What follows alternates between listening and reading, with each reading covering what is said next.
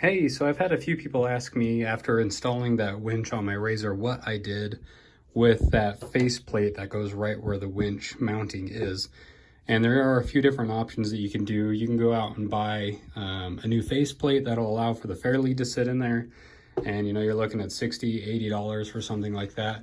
But what I figured is I'll just take the stock factory one and just chop it up just a little bit, do a free little modification to it. And heck, if I screw it up, a new one of these is like only 25 bucks on Amazon or something like that.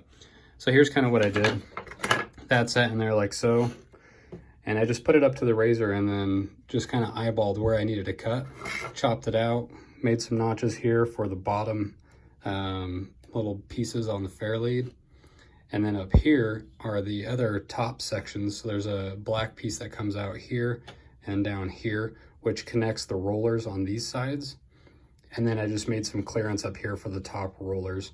Down here, there was no room for any of that to be saved because the rollers sat down so low that it just all had to be chopped out. So that bottom bracket, like these ones, the tab, had to be cut out.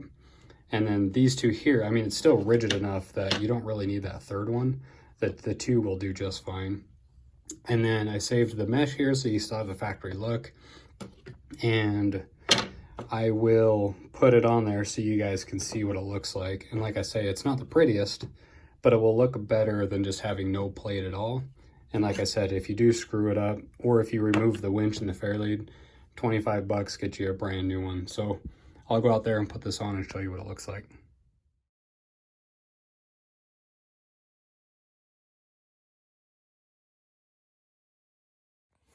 And here you guys go. This is it mounted on the RZR.